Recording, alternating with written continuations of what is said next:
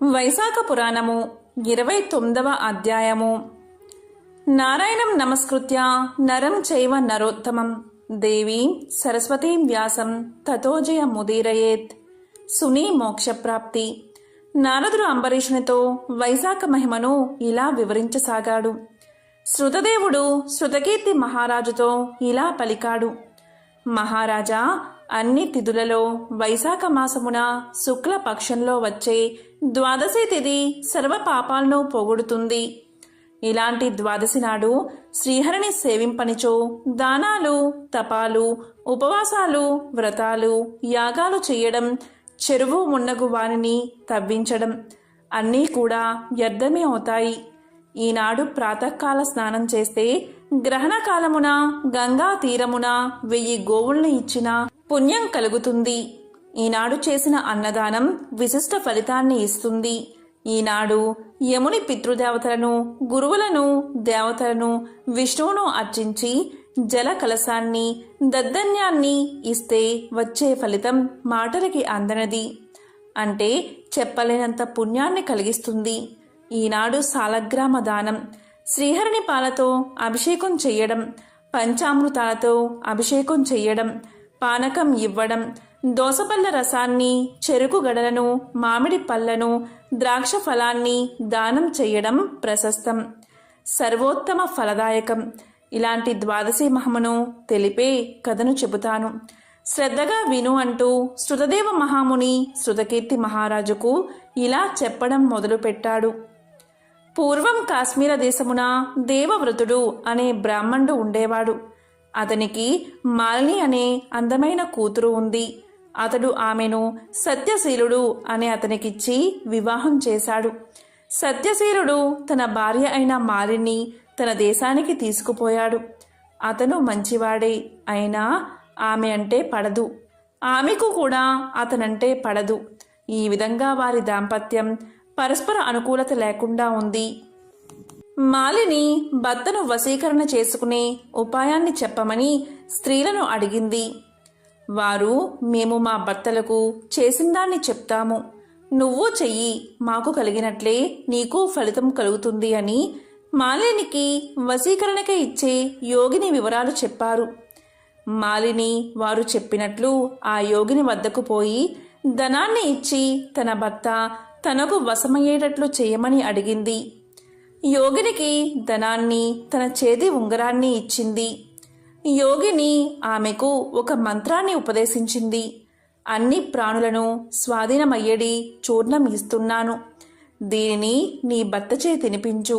ఈ యంత్రాన్ని నువ్వు ధరించు, ఇందువల్ల నీ భర్త చెప్పినట్లు వింటాడు అని చూర్ణాన్ని, యంత్రాన్ని ఇచ్చింది.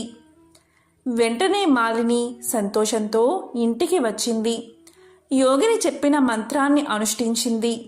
చూర్ణాన్ని భర్తచే తినిపించింది. యంత్రాన్ని తాను కట్టుకుంది. ఆమె భర్తకు ఆ చూర్ణం తినడం వల్ల వ్యాధి కలిగింది.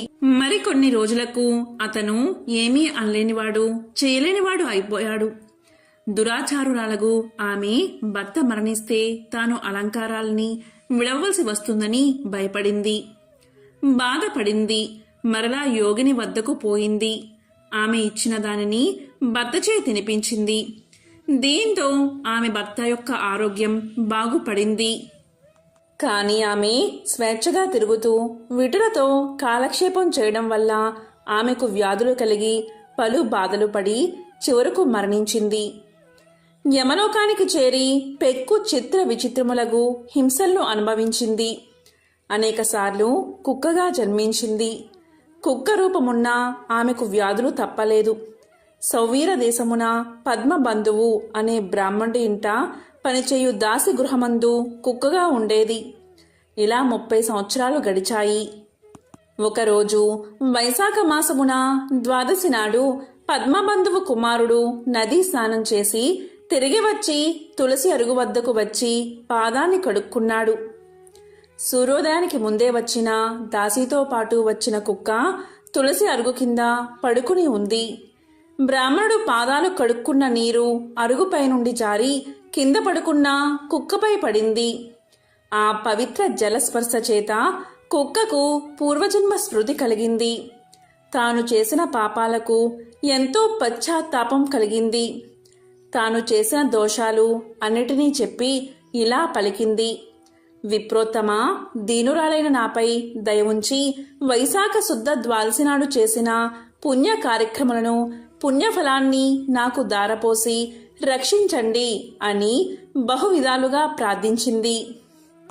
కుక్క మాట్లాడడం ఏమిటి అని ఆశ్చర్యపడిన ఆ బ్రాహ్మణుడు అది చేసిన పాపాలు విని తాను ద్వాదశి నాడు చేసిన ప్రాతకాల నదీ స్నానము, పూజ, కథాశ్రవణం, జపం, తపం, హోమం, ఉపవాసం మున్నగు పుణ్య కార్యక్రమాల పుణ్యఫలాన్ని ఇవ్వడానికి అంగీకరించలేదు.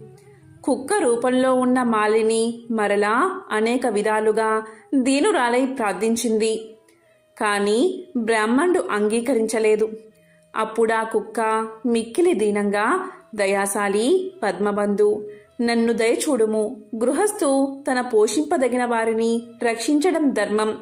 నీచులు, కాకులు, కుక్కలు ఆ ఇంటిలోని బలులను, ఉచ్చిష్టాలను తినడం చేత వానికి పోషములై రక్షింపదగియున్నవి.